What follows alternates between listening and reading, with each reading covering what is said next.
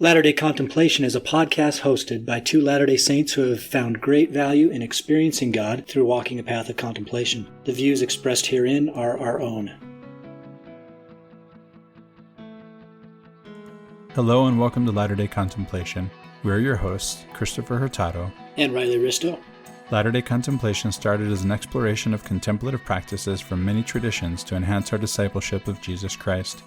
We're by no means experts in the topics we discuss, but what we have is an openness to questions, a hunger to discover truth wherever we can find it, and a desire to share in the transformative life of inner peace. We love that you've joined us, and we hope that you find value in this community.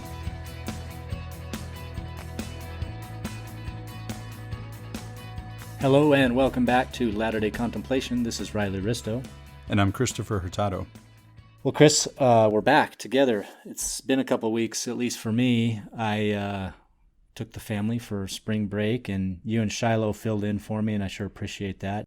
You discussed the brother from the other mother, so if anyone wants to go back and listen to that one, interesting topic, to say the least. I just listened to it a few days ago. You guys did a great job. Yeah, that was fun. So we've talked about doing an episode for a long time on one of the seminal Hindu scriptures, the Bhagavad Gita. It's probably the most well-known of the Hindu scriptures in the West anyway, because it's an excerpt from the Mahabharata that gives a Western audience maybe an idea of what Hinduism's about. It gives them an introduction to yoga that is maybe not just stretching yoga, but actual practice of yoga, the various ways of practicing the Hindu religion. And although it's a short excerpt from the Mahabharata, it's pretty complex. It's got some depth to it, doesn't it? It has a lot of depth. And by the way, some scholars think that this was added into the Mahabharata, that it doesn't actually come out of it. So there's that. We don't really know. But it is it's not only the best known Hindu scripture in the West, it's actually the best known Hindu scripture among Hindus. It's the most beloved, this song of God. Yeah, and a lot of things are excerpted from the Mahabharata, and even the Bhagavad Gita itself has got various versions of it depending on where you are in India or which strain of Hinduism you tend to follow. There's definitely been some additions, interpolations, and so forth. But and one thing to say about that is there are tons of translations of this thing. And you and I have read various different translations, and you get a very different feel depending on which one you read, right? Sorry about the phone. I'll turn that off. Yeah, I'd like to actually insert a note about translations, since usually people ask me things like that. Which translation should I read, right? Which edition? Sometimes it's not just translation. There's notes or commentary or whatever. And so I think, usually as a rule of thumb, I'd like to look at newer translations, because I think some of these classics need to be retranslated in every generation. And actually, it's worth mentioning too, that the Hindu scriptures are some of the oldest extant scriptures that we have. They're older than the Jewish scriptures, right? They're really old. And so, for me, they have to be retranslated in every generation. And in this case, though, I really love the translation of Sir Edwin Arnold. I'm not sure how old it is, but it is in the public domain, and you can get the Dover Thrift Edition for $3 or $4, and it's just beautiful, beautiful. I read chapter 11 of it out loud to my wife last night as she was falling asleep, and it is just unbelievably beautiful. Yeah, he does a fantastic job. I've read that one as well a couple of times. It was produced in 1899, and it's got kind of that very formal Old English way of speaking and it's a very poetic rendering. It's meant to convey the original poetry that was within the Sanskrit text into an English version. And I mean, he does a fantastic job. It's not like everything rhymes and there's perfect meter, but you very much get the sense that you're reading sort of like a song. So super interesting. Yeah, it does have a lot of rhyme to it too, yeah.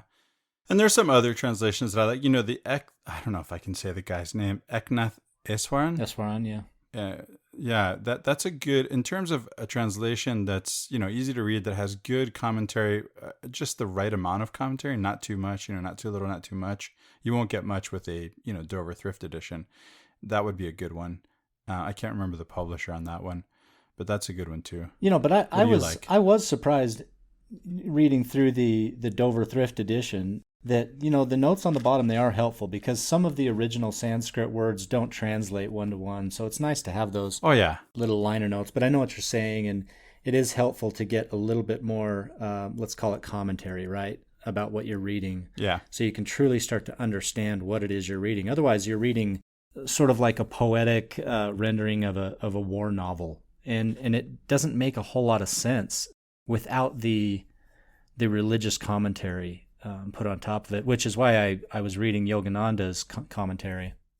Another inexpensive edition I like is Barbara Stoller Miller's translation published by Bantam. And if I remember correctly, that one has some really useful notes and appendices, or appendixes. I think both are correct. I don't know if you've read that one. I haven't. So, that's an $8 paperback, mass market paperback. So there's some options. And then, of course, there's Stephen Mitchell. I've mentioned so many times how much I used to love Stephen Mitchell, who started off by translating Rilke, whom you and I both love, and went on to translate, Hebrew poetry and some of these Eastern texts too. Yeah, quite the scholar. So let's jump into just a little bit about this amazing poetic work and give people that aren't as familiar with it maybe a little background to start off with, and then we can kind of jump into what it does for us, what it teaches us, and how we can use it, maybe in companionship with other scriptures maybe we're more familiar with. So the Bhagavad Gita is essentially, it begins with this third-party narrator, and this narrator is describing, it very much to me anyway, sounds like Shakespeare, where he's introducing the plot of, for instance, you've got the Montague, what is it, Capulets and the Montagues, yeah. Montagues, yeah. Romeo and Juliet. Very much the same kind of introduction, You've got these two families, the Pandavas and the Kauravas, and they're related to each other. And they're cousins, right? And there's a battle over kingdoms and municipalities and principalities and possessions. And the in usual. This battle, the usual stuff, things of the world, right? And there are players on both sides of this impending battle that know each other. And that's what complicates things right from the get-go, is that they don't really want to fight each other, but they feel compelled to. They feel it's their duty. And so as they enter into this battlefield, there's certain characters that represent various character traits or personality types. And the main character of this is introduced to us, and it's this warrior prince. He's one of, 5 brothers, something like that, that's fighting in this. And he is the main character that we're going to be engaged with during our reading of the Gita. And to preface this, in the Mahabharata, which isn't necessarily, I don't think it's talked about in the Gita itself, but Krishna is this, he's a god. In his own right, he's understood to be a god, but in reality, he's an avatar or a reincarnation of the god Vishnu. So Krishna, he offers to both sides, the Pandavas and the Kauravas, some kind of assistance, some help and he gives them the choice. He says, you can either have my armies or you can have me. And I will be on one side and offer advice and counsel and strategy and all this stuff to the person who chooses me, or you can have my armies. Well, the Kauravas, which is the enemy or the opposing side of Arjuna's tribe, the Pandavas, they choose Krishna's armies. And so they have this kind of overwhelming force. And Arjuna gets Krishna as his counselor. And so that's an interesting thing just by itself. Right from the get-go, you have this dynamic where a god is offering to help both sides of a conflict. What do you think about that? That is interesting. And for Arjuna to end up with Krishna as his charioteer, God is driving his chariot. Yeah. Right. Yeah, and we're going to get into that chariot business a little bit as well, because it's super important as a way to interpret the text as a whole, right? Anytime, for me, this is how whenever I read a religious text, anytime a number comes up, I pay attention to numbers because ancient societies always paid attention to numbers. They invested importance and significance into numbers, whether it was a reflection of things they saw in nature or more mysterious linked patterns that they saw or understood. They always put importance in numbers. And so when you have this chariot, you have it's being pulled by 5 horses, and so there's things that kind of tip you off that, hey, there's something else going on here. And so that's one reason I always pay attention to numbers. But to get back to the story, you've got Arjuna as our warrior prince and the hero of our epic poem, and this is written as poetry. And then you have Krishna as his counselor, charioteer, helpmeet, strategy counselor, whatever you want to call him. And Arjuna has this very strong dissonance that he's dealing with. And that is that he is his occupation, his vocation is as a warrior. But his soul is telling him that you can't fight these people. They're your family. Why would you do that? And so right from the beginning is where we're introduced to the conflict. And so how do you interpret that conflict, Chris? And how does it relate to us, and how do you deal with that? Yeah, so, it's interesting because the whole story seems to be a story about war, and it seems to be and it is on the face of it, right? It's a story about this war, about Arjuna facing off as a warrior in battle against his own cousins, his own family. And he doesn't want to do it. He's really in distress. He says he'd rather die than to do that. And he loves and respects the people that he's fighting against. I'll read an excerpt from Sir Edwin Arnold's translation. Arjuna says, "How can I in the battle shoot with shafts on Bhishma or Androna, O thou chief?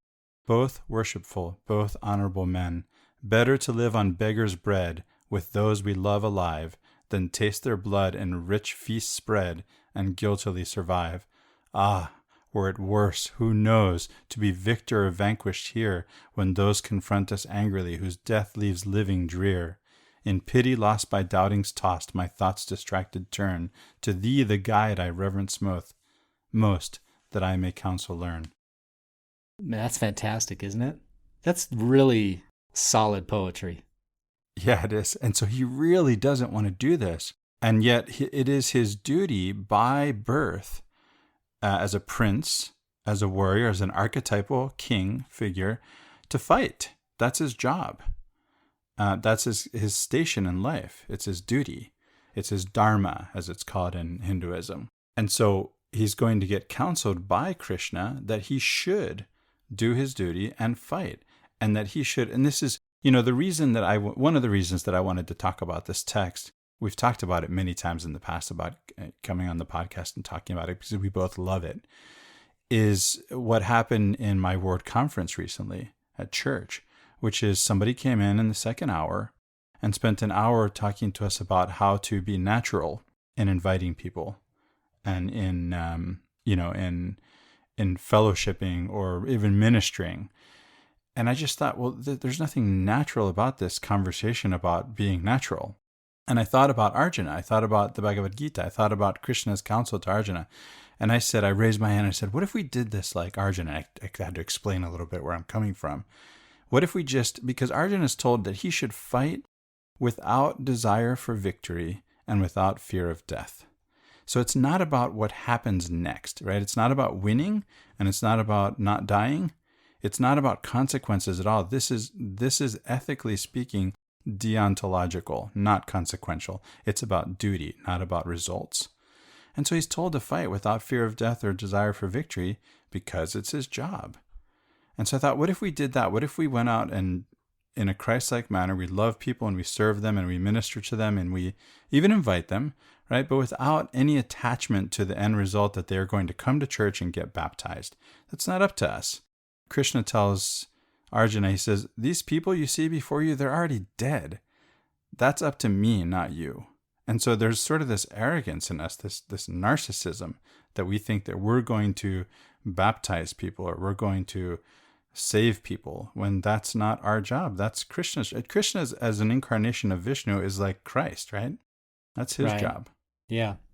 And I guess it's helpful to clarify that the differences between how we understand our religious tradition and how the Hindus understand theirs. I think it's important to point out that they're much less binary in terms of the consequences, the outcomes. Things happen to them, and they don't assign a good or evilness to them. They just say, as you said before, these people are already dead. Whether now or in the long term, that's not your concern. Your concern is to do your duty. And again, there's a lot of symbolism here that we haven't really gotten into or explained, but just for the purpose of the surface story, it is helpful to know that this binary way of thinking through all situations that we're used to in the West as an inheritance of our religious tradition, probably primarily, is really not as extant in the East, in the Hindu tradition. Yeah, it's not like, and the text makes it really clear that, look, the soul does not die. There's no end to life. You're just reincarnated, right? You're just life goes on for the soul. So if these people would die in this war, that's not the end, right? That's not the end of their existence, right? Their existence continues in some sense. So we have this setup, right? This war. It looks like Krishna is telling Arjuna to fight, but it's not this condoning of violence that we might see for two reasons. One, because of what you've pointed out, Riley, that they don't have this sort of binary way of thinking, dualistic way of thinking. And two, because there's a symbolism here, and this is a story about a warrior, yes, but the story relates to us in a personal way at the level of doing our own duty. And so it's interesting because it's seen as sort of this projection of martial virtue or glorification of martial virtue, which you see the same thing in interpretation of the Iliad, Homer's Iliad. It looks like pretty clearly on the surface, on the face of it, it's glorifying martial virtue. But a close reading of either or both texts will reveal that these are non-violent texts, and that is really astonishing, considering the surface level reading, the face value of them. Well, and for those who maybe aren't familiar with the Iliad, it's just as easy to relate it to the Old Testament. On the surface, it seems again like a glorification of martial virtue, but I think the opening couplet here of again the Sir Edwin Arnold version of the Gita paints a picture that immediately should tip you off that what we're dealing with here is symbolism, is allegory, and it's meant to teach you a spiritual lesson. It says, this is Dhritarashtra, who is the opening scene narrator. He says, ranged thus for battle on the sacred plain, on Kurukshetra, say Sanjay say. So just that first couplet, ranged thus for battle on the sacred plain. He's already separated somewhat the sacred space that we're actually dealing with here in this text from the profanity of violence and war and bloodshed and the things that we deal with every day in a fallen world. This is different. This is the sacred plane. Now, I don't know what Kurukshetra translates to, but if I were to give an idea just based on what I have interpreted the Gita to mean for me, it's something like the spiritual plane. The plane of the soul, the inner plane where we fight our inner battles. And so if this battlefield that we're alluding to here is on the inside, it's the battle we fight within, then everything else sort of falls into place, and we can start to put the puzzle pieces in place and say, okay, well, these family members that he's fighting against could be a symbol of things within us that we're close to, that we identify with, but that are otherwise to be considered our enemies. Maybe they're personality traits that we detest. Maybe it's our identity that we've adopted through growing up as children and into adulthood, and we continue to do all the way through growing old, that we didn't really have a whole lot of choice in the matter. It just like you don't have a choice which family you belong to, which blood you carry. This is your family, and you have to decide how you're going to relate to your family. Do you reject certain family members? Do you integrate them? Do you envelop them in your embrace and say, this is the type of person I want to become? And so really, when he starts pointing out these cousins that he has to go to war against, you can insert any number of traits as being represented by each one of those family members and think, okay, I'm going to go to battle on this battlefield of the soul against that which is pulling me down or dragging me down. And how you fight that battle matters. Yeah. Kurukshetra is also known as Dharmakshetra, which Dharma, I've already said, is duty. So Dharmakshetra means the realm of duty. It's also called the land of Bhagavad Gita. So it is this sacred space, as you called it. And, you reminded me, there are two stories that come to mind, two quotes, One is from David O. McKay. And he says, and this is, I won't quote him directly, I'm just going to paraphrase him. He says, the greatest battles that we fight are fought in the silent chambers of our souls. And this is just like what the Prophet Muhammad said when it comes to, he's coming back from an actual battle with his, companions. And he says, we're going now from the lesser jihad, which jihad means struggle, from the lesser jihad to the greater jihad. And the greater jihad, he explains to his companions, is the one that we fight against evil in our own souls. So he comes from doing his duty on the battlefield and leaving that behind now, that duty met, he returns to the focus of fighting against his own demons. And it becomes clearer to me what we're really talking about, because the advice that he's given by Krishna throughout these chapters, each chapter represents a different form of yoga. And we had Phil McLemore on a number of episodes ago, which was just an awesome experience. Phil is so well versed in Hindu religious texts and has spent a good portion of his lifetime really acclimating to that way of understanding and speaking and teaching, and it's really instructive for us. But he drew a parallel between yoke, Y-O-K-E, as we understand it in the New Testament and in its usage there. For instance, when Christ says, "Take my yoke upon you and learn of me, for I'm meek and lowly of heart," he drew a parallel between that word yoke and it was yoga, the Sanskrit word for yoga, which is yuj.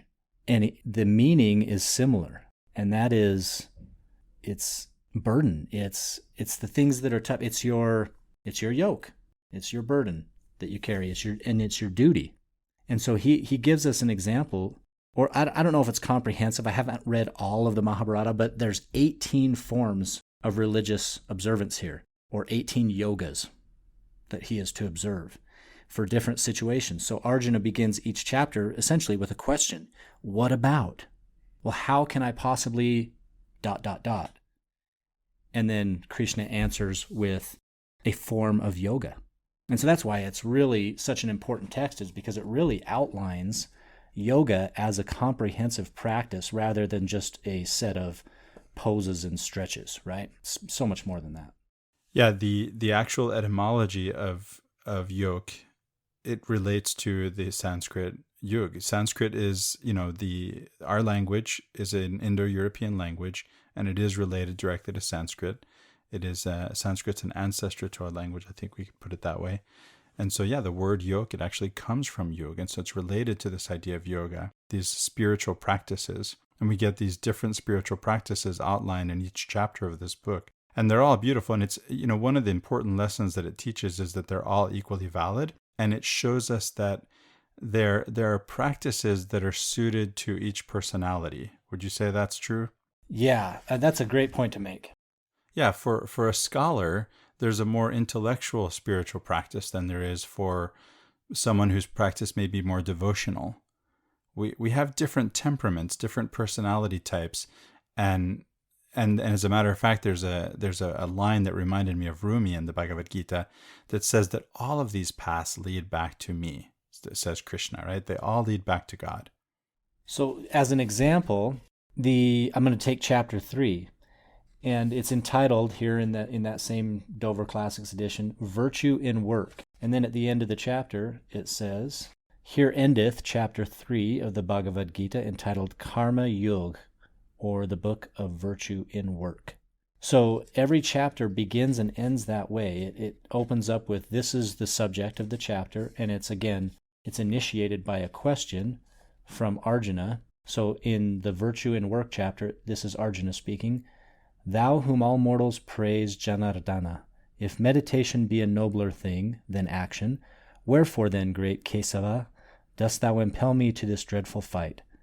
Now am I by thy doubtful speech disturbed?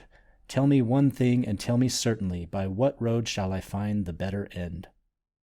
And then Krishna goes into a 3-page or so explanation of how work is in itself a virtue. And each chapter is like that. And so there's, again, something for everyone. And it fits personalities, it fits different circumstantial situations that someone might run into. And there's a lot here.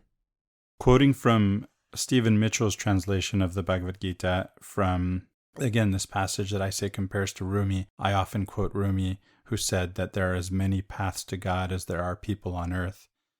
The Bhagavad Gita reads in Mitchell's translation, "However men try to reach me, I return their love with my love. Whatever path they may travel, it leads to me in the end." We all, as they say in the Islamic tradition, we all come from God and we all return to Him. Well, one of the things, if I could point this out and see where this takes us, that I like about the book it is also that it builds upon itself. We've kind of adopted the Beatitudes as a heuristic for us in understanding Scripture, and this does a lot of the same things. I mean, if you look at this, it seems to me anyway that there is a buildup or an ascension through the chapters to more advanced understanding of a spiritual practice. So beginning not in chapter 1, because that's the introduction of Arjuna's distress, but chapter 2 begins with the Book of Doctrines, and this is the yoga according to doctrine.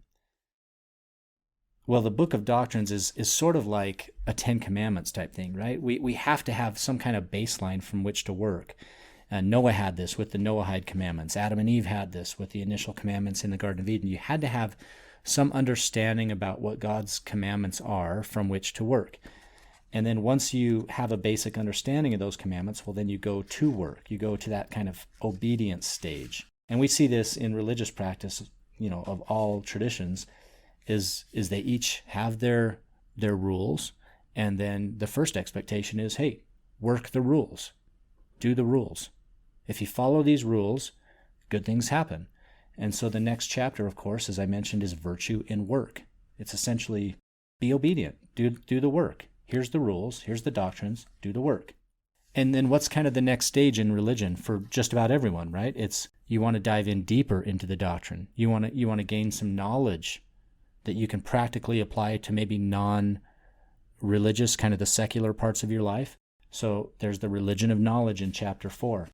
And it just continues to build. The next is religion by renouncing fruit of works. So you're not a consequentialist anymore. You're doing things for the sake of the good.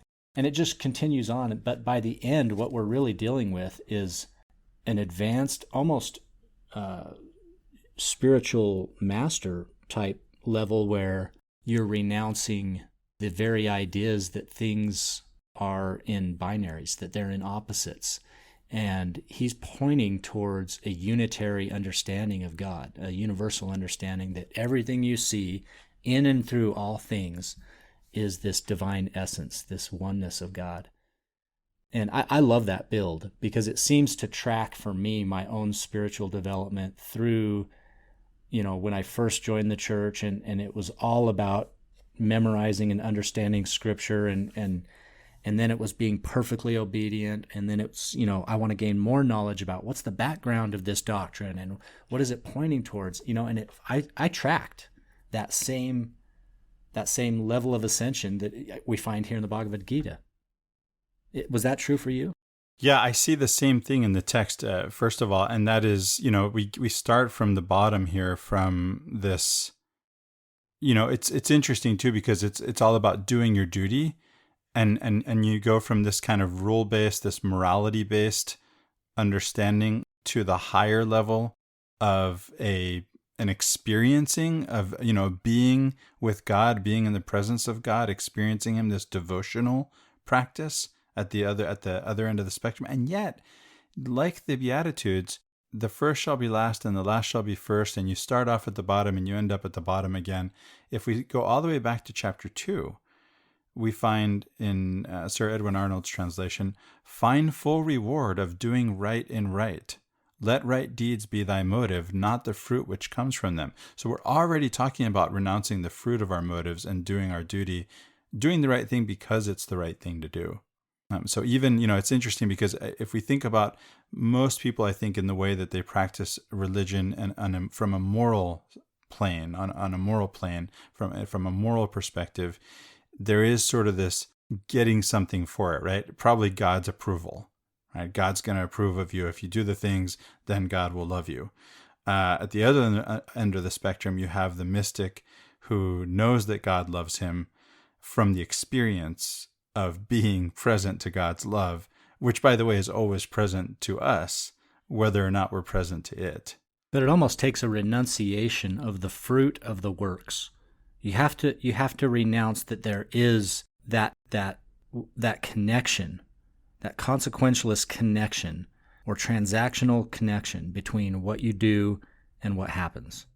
Right. The question is, do you really think God doesn't love you unless fill in the blank? Or if you do X, God will love you more, period, or more than someone who doesn't do X. And that's just not my experience of God.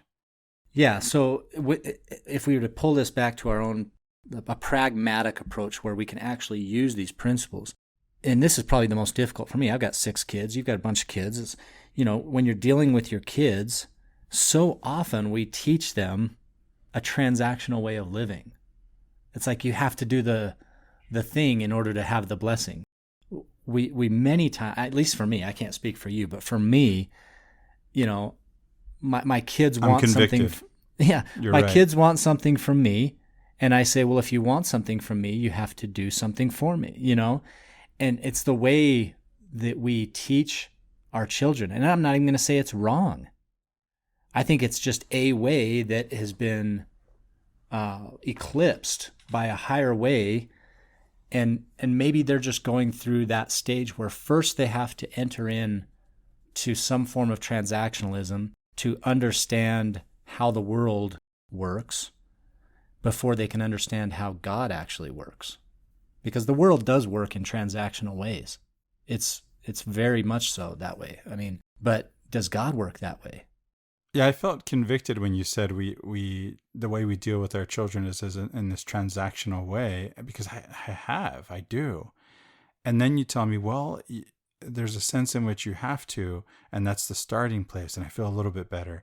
And then you realize that this is a false dichotomy, and that both of these things are true at the same time, and yet not, right? And it really is that there is this higher way, and there's a lower way, right? And I think that's what we see in the text, whether it's in this text, whether it's in the Beatitudes, that no matter which path we take, we end up in the same place, again, back with God. The idea is to get close to God, to return to God, to return to God from whence we come, right?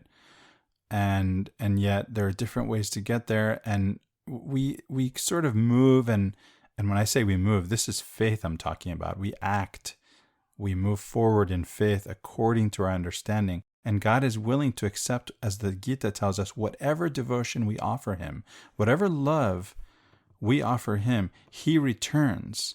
He loves us back, and he accepts our devotion and continues to pull us closer to him with that love. It's powerful. It's a powerful force. It's the force that moves the planets and the stars, as Dante put it. It holds together all of the universe. I love that you point out that God accepts all devotion, all offerings, because again, that reinforces the point that these approaches aren't right and wrong. It's not like transactionalism is evil. It just is a way, and it has its place, and it's largely developmental, I would say. It's used more effectively in the early stages of development, whether spiritually or, from child to adolescent to adult.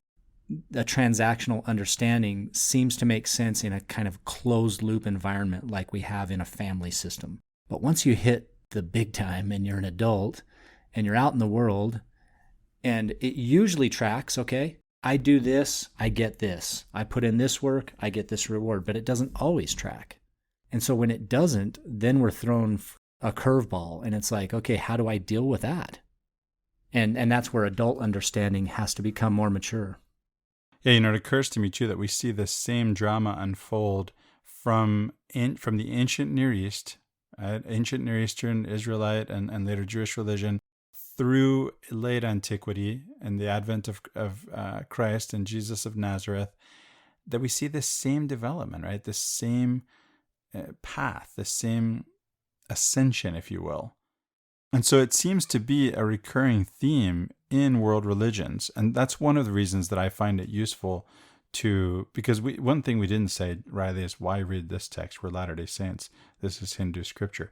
Not that we haven't dealt with this in past episodes, but if you're just joining us for the first time, we find value in taking a comparative religious approach, because these texts reveal to us these patterns that are perennial, that are above and beyond any time and place, and that are, again, the ways in which God is speaking to us in different times and different places, to different cultural sensibilities and in different languages, to draw us nearer to Him. Yeah, I mean, I feel very inspired when I read these books. When I read the Gita or the Tao Te Ching or the Dhammapada or the Upanishads or whatever scripture that relates devotion to a supreme being, I can take that and absorb it and feel like, yeah, I relate to that. I mean, it's no different for me. Now, I find great value, obviously, in our LDS standard works, but as has been pointed out in previous episodes, there are other standard works too. If you just go across the pond or far enough east and dive into those religious traditions, there's a lot of value there. So, Riley, we've gone into a little bit, you've taken us through the text as an overview on this ascent, right, in the spiritual path. And we've gone into chapter, we've talked about the introductory chapter 1, and we've gone into chapter 2 a little bit. Let's go through the text a little, and talk about, and just share some commonplaces and talk about those from each of the chapters to give the listener a better sense of the text. So the third chapter is on virtue and work. I have here, so just passages. When I say commonplaces, I mean, when I read and a passage speaks to me, I copy it into a commonplace book, which for me at present is Evernote. I do this digitally. There's something to be, there are arguments for doing this longhand, and I know that I would remember these things better if I did do them longhand. But I also have an app that lets me review my commonplaces, pulling them from this digital format. I can do that, and I can search them, and that's nice too. There's a talk about battles and within one's soul. There's this battle in my soul about which way to do this. Although it did occur to me the other night, I was telling my wife I could actually do both, right? You can actually take your digital commonplaces and write them out longhand. I find that when I write things, I remember them better if I write them down by hand. I can even I can write myself a reminder and then throw away the paper and remember just because I wrote it down. So here's what I have from chapter 3. The objects of the sense will stir the sense to like and dislike, yet the enlightened man yields not to these, knowing them enemies. Finally, this is better, that one do his own task as he may, even though he fail, than take tasks not his own, though they seem good. And so one of the things, there are a couple of things that are going on here. One is this idea again that of not having preferences, right? Of there not being, just like there's not the same dualistic sense of good and evil that we see at least, in Judaism and Christianity, at least post-exile, maybe influenced by Zoroastrianism, as we went into in the last episode on the podcast with Shiloh and Satan. There's that, and so there's this idea, and this idea of not having preferences comes from Hinduism into Buddhism, And that doesn't mean, what should I say, Riley? It's not, you have preferences, but maybe not to have an attachment to them. So I would prefer, if I'm a Stoic, you see the same idea in Stoicism as you do here in Hinduism and in Buddhism. As a Stoic, it is preferred to me that my wife not die. I don't want my wife to die. It's a preference. There's nothing wrong with that, other than being too attached to it if my wife does die. If my wife did die, God forbid, then I should be able to move on in some sense. Does that make sense? That I should be able to let go and let God, as we say in Christianity, which I think we can explain a little bit through this text by saying that what it means is, that doesn't mean that you're not going to do anything. When there's something to be done and it's your duty to do it, the whole point, that's the other point of this passage, is that you do that duty and not someone else's duty, your duty. That's something that shows up multiple times in this text. It's better to do your duty poorly than to try to do somebody else's duty, and even if you did it well. But in doing that duty, it's not, again, that you have nothing to do when you let go and let God, but rather that you do it and you let God, whatever happens next, right? That's not up to you. So if my wife were to die, again, God forbid, it's not that I shouldn't mourn her. It would be my duty to mourn her. But that life goes on, and that I must do whatever is my duty next. And of course, that would probably be to my children. If it were my, in my case, in my particular case, my duty would be to my children. And so while I may have a preference, I don't dictate to God that my preference ought to be the way things are as God would have them be. And I submit. So here's another quote from the Gita that I think, and this one I've pulled from the non-Edwin Arnold edition, unfortunately, but this one says, "You are only entitled to the action, never to its fruits." And I think that relates somewhat to what you're talking about, Chris, is, we're asked by God to do things, and doing them is an act of devotion. And so many times that's the word for that in our language, in our tradition, is obedience, right? And there's a sense in which obedience is acceptable to God. Just like all other forms of devotion, he accepts that as a form of devotion. The interesting thing is, in this quote, is the separation from the consequences or the fruits. So again, it says, "You are only entitled to the action, never to its fruits." So what does that teach us that's just slightly different from maybe the tradition we're used to? So what it teaches me is essentially, we can't be attached to those outcomes. It's exactly what you were teaching before, Chris, is that things happen.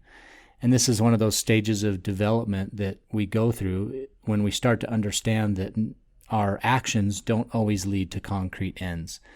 There's definitely, if you were to map it on a Venn diagram, there's definitely overlap between action and fruits, but we're not entitled to fruits. And so that's the difference. We can pursue and we can act in hope for or in faith for, but we can't be attached to the fruits or the outcomes.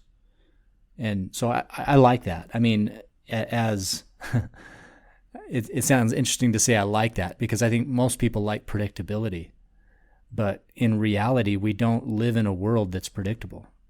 And so this helps to explain that we do things for the sake of doing them, because they're right, not because of the outcome. Well, we're just not guaranteed any particular outcome. That's the thing. Bad things happen to good people. You can do all the right things and bad things can happen to you. And this is something else that we've talked about too, that I think that Hinduism and Buddhism and Stoicism actually teach, that there is, we say bad things. We've told the Chinese farmer story several times on this podcast. The point of that story being that you cannot actually know, in our own calculation, in our own puny mortal minds, we don't know what's good and what's bad, because we don't know how things are going to play out ultimately in an eternal perspective. We just don't know. We just don't have that kind of horizon, right? We don't see that far. So Riley, in chapter 4, we have now the religion of knowledge. And so I have a quote here from chapter 4, which is, "He who sees how action may be rest action, he is wisest mid his kind, he hath the truth. He doeth well acting or resting, freed in all his works from prickings of desire." it's related in some sense to what we just talked about in chapter 3, right? Because this desire that it speaks of relates directly to preference, right? I have this desire, this preference for one thing or another, and maybe it may be rest, it may be action, one or the other may be what I desire, and yet, just as we said that God accepts all devotion, either one of these is going to be acceptable to God, and whether it be acting or whether it be resting. I mean, look, we could call this action and contemplation, right? Action and contemplation, they both have their place. And so, by the way, I don't think this text implies here that it doesn't matter which one you pick one and stick with it. I think the point is that you can act and you can contemplate, and that both have their place. That's how I would read it. There's a place for action and there's a place for contemplation. And, action without contemplation, as Al-Ghazali put it, to have knowledge and not act on it is just insanity. And to act without knowledge is vanity. And I may have gotten that backwards because that quote's always befuddled me, because it seems like it should be the other way around. And I think I gave it backwards. But that's the way. So we'll say that's me, not Al-Ghazali. How about that? That's the way I'd put it. I'm going to read one that has to do with service, and I love this one because it actually teaches somewhat of the opposite truth of what I quoted before, that we can't ever guarantee outcomes. But perhaps the one exception to that is that when you're performing service, every selfless act is a guarantee of fulfillment in itself. And so there's two quotes here I'll read. The first one says, "Through selfless service, you will always be fruitful and find the fulfillment of your desires," because the desire is for someone else's well-being.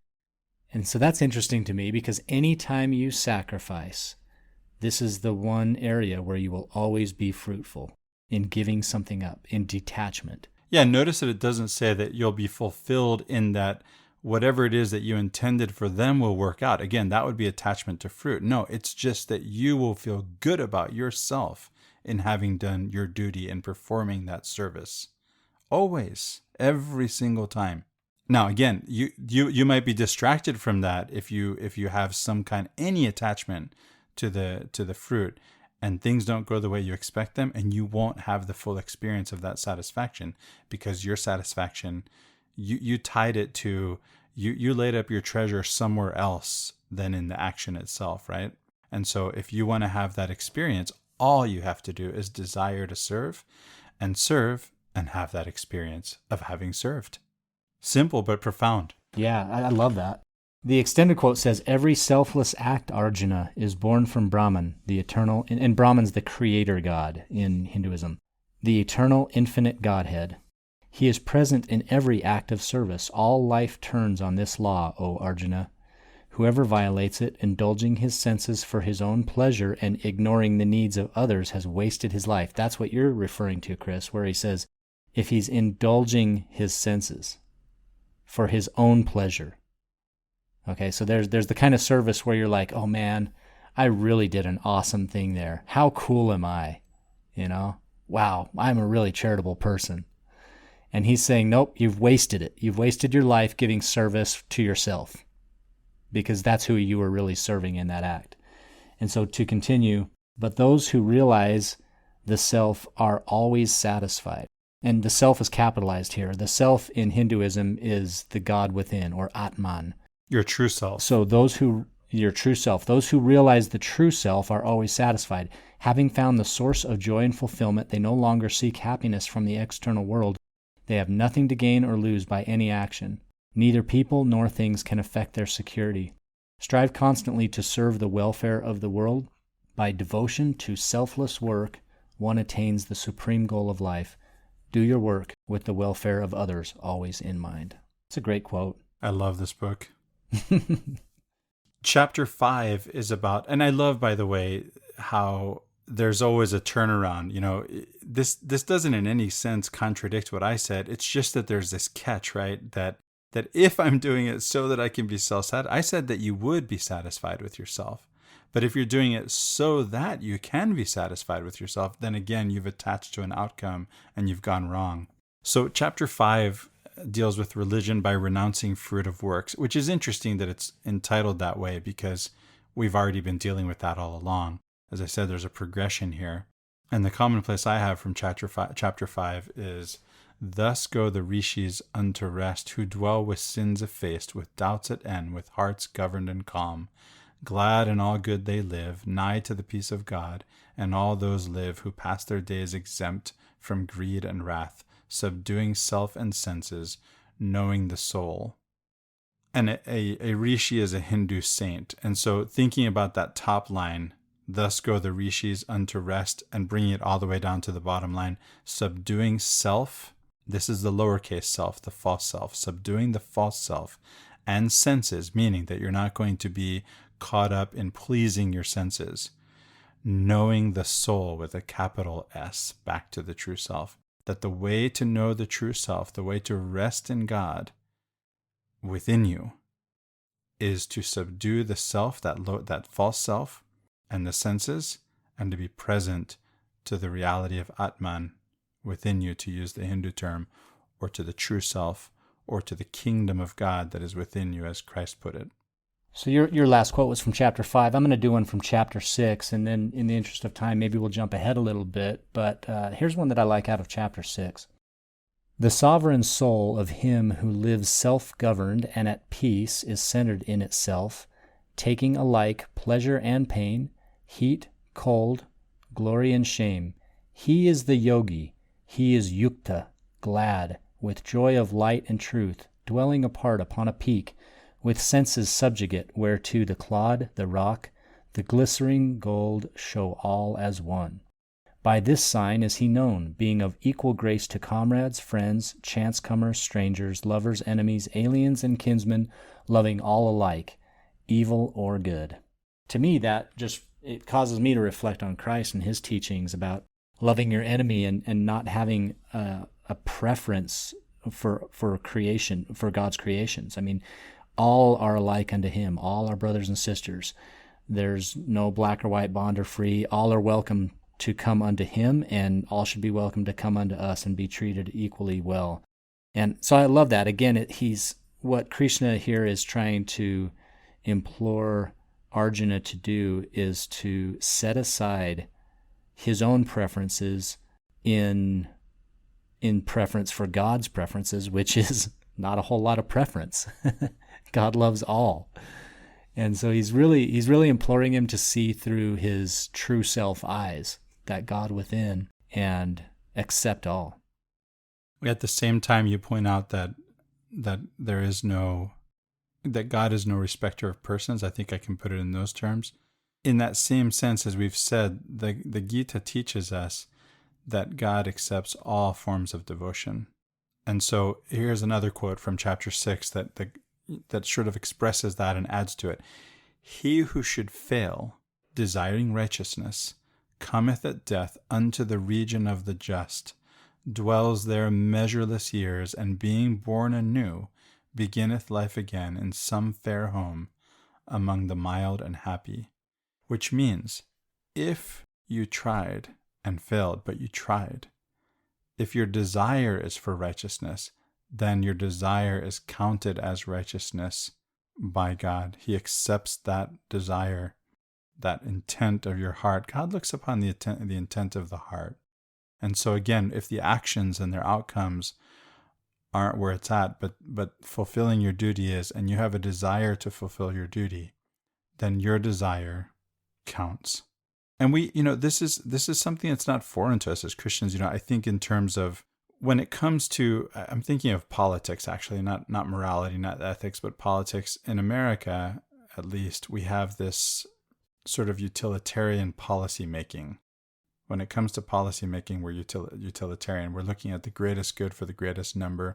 It is the case that we could come up with a speed limit, Riley, that would ensure that there are no automobile accidents. And I can tell you what it is. It's 0 miles per hour, right? But so we actually, policymakers know how many deaths there will be at each speed limit, on average at least. And we choose to allow that there will be a certain number of deaths because of the benefit of being able to move around in our cars. And because, listen, we came up with the car in the first place because the horse dung was piling up in the streets, and it was a threat to our health. So now we're dealing with carbon monoxide. The more things change, the more they stay the same. But when it comes to our jurisprudence, when it comes to judging those who commit crimes, we have in mind this Christian idea that your intent counts. We don't consider it the same to have accidentally killed a man, homicide, than to have premeditated killing a man, murder. So we have this idea that it counts. What's in your heart counts, that your intention matters. And this is the teaching, I think, of the text in this case. Yeah, there was recently a case in the news, and I don't honestly read the news that much, but this one, for some reason, caught my eye. The case recently of a nurse who, someone came in with some kind of distress and was treated with a medication. It turned out to be the wrong medication for that person, and that person died. And a jury just recently convicted this nurse of negligent homicide. And the reason why it was even news in the first place was because we do have this tradition, as you mentioned, of really putting a lot of importance on the idea of intent. She obviously didn't intend to kill this person, and yet was convicted in this specific case. And so again, the reason why that's even newsworthy is because it kind of flies against our sensibilities when it comes to how we treat people in terms of jurisprudence. She didn't mean to kill somebody, but she got convicted anyway. Yeah, that's terrible. And this is, as humans, we have this sensibility. Imagine a God, a just God. Thank God for a just God. I know I need one who will look upon the intent of my heart. Because, honestly, Riley, I struggle. I try and I fail, but I'm really trying. And I take solace in the knowledge. It's not that I'm giving myself a pass. Believe me, I beat myself up every day. No one's harder on me than I am. And yet once in a while I remember, you know what? God sees that you're trying, and he will respect that. He's not a respecter of persons, right? That's not what I'm saying. He will honor me in honoring him. So Riley, that takes us only, halfway through the book, just in sharing some commonplaces. This is such a rich text, and we've only shared just, one or two commonplaces, one each from each chapter, and we only got halfway through. Maybe this is something we should come back to. Yeah, I think that would be better. I know that I myself tend to reread this book up to half a dozen times a year. I love this book. Well, Riley, it's been good to have you back with me and to share in this discussion of this book that we both love.